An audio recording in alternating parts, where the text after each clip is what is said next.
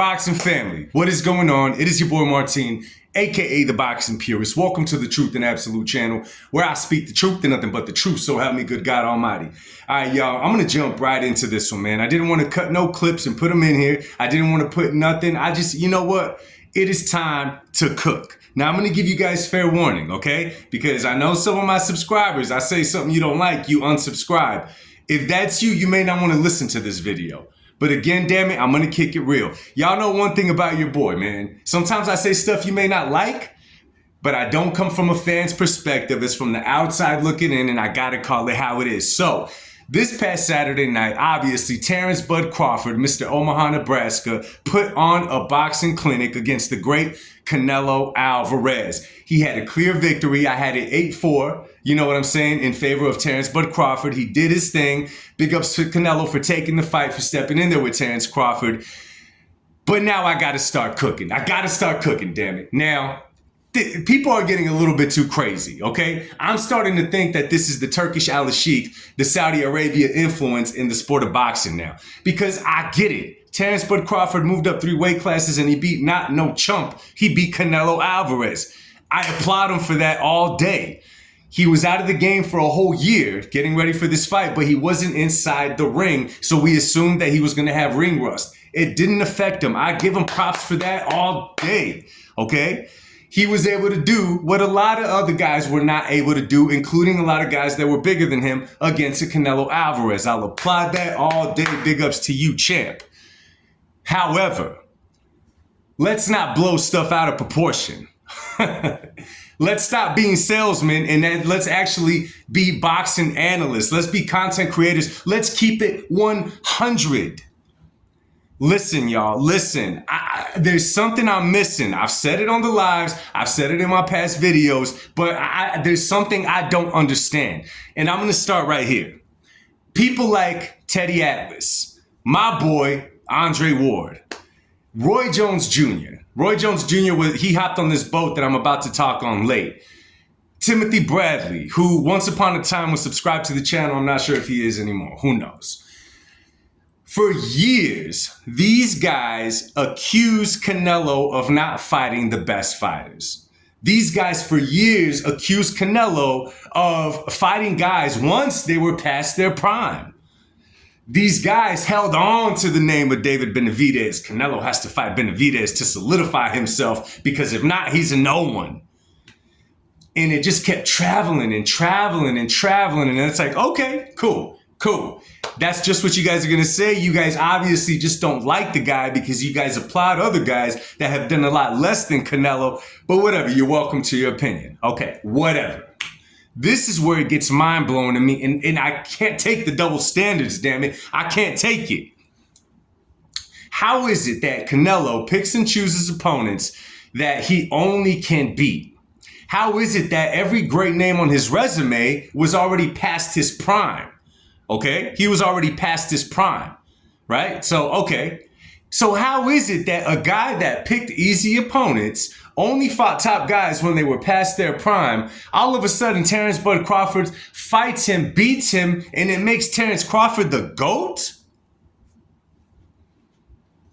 What am I missing here? Listen, I'm a Terence Bud Crawford fan. I'm a Terence Bud Crawford fan. God bless him and his beautiful family. I don't take nothing away from that man. I'll give him the flowers that he's due. I saw Max Kellerman say that Terence Bud Crawford is a better fighter than Floyd Mayweather. I saw Sugar Shane Mosley say that Terence Crawford is a better fighter than Floyd Mayweather. And I'm thinking, who's paying you guys? What happened? What is going on? I got to keep it 100 with something, man. And you know, Max Kellerman spoke about this, but if we're going to say one thing about one fighter, we got to keep it consistent, even if it does involve Terence Bud Crawford. Max Kellerman said that Terence Bud Crawford has been the pound for pound best fighter for years. When you make that claim, and this is before he faced Errol Spence Jr., this is before he faced Canelo Alvarez, and hell, let's just say Israel Madrimov because he jumped up a weight class. Let's give him some credit for that. who did he fight? And when I say who did he fight, I'm not saying there wasn't good fighters there. Victor Postol, Yuri Gamboa, Hank Lundy, right? He has names on there, but they're not elite fighters. So to make that claim that he's been number one pound for pound for years, and this is before Spence and Canelo, what am I missing here? What am I missing here? Y'all, I could go to a basketball court right now and post up a 14-year-old all day and get buckets on him. But you don't know how good I am until I face a basketball player that's around my size that's actually a hooper. Do you guys get what I'm trying to say with that? I'm not sitting here trying to demolish Terence Bud Crawford's career because he's going to be remembered as one of the greats.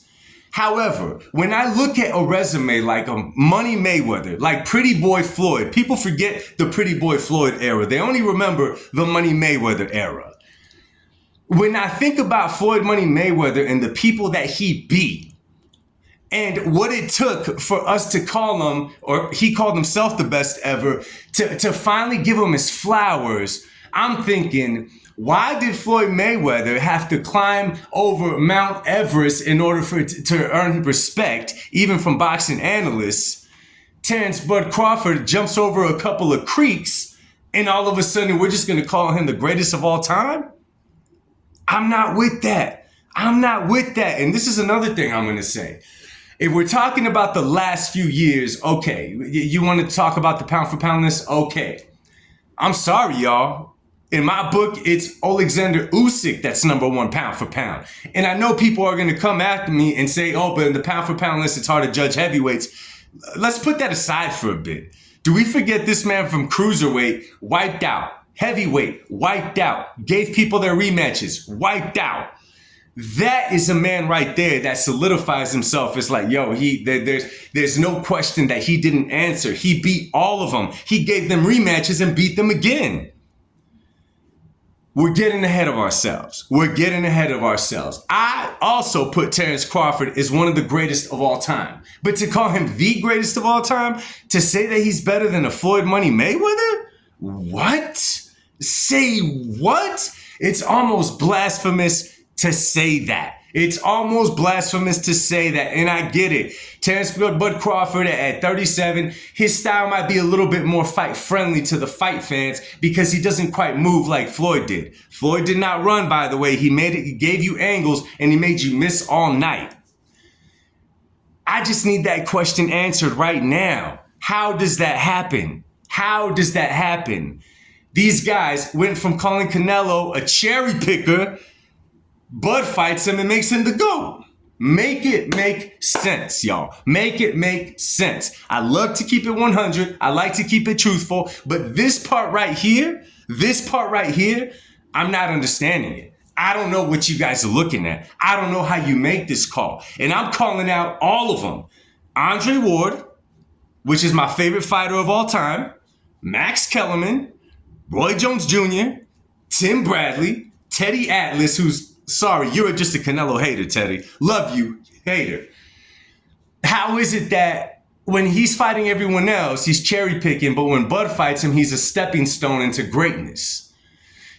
Does that mean, so my question is, why didn't we call Dimitri Bivol that?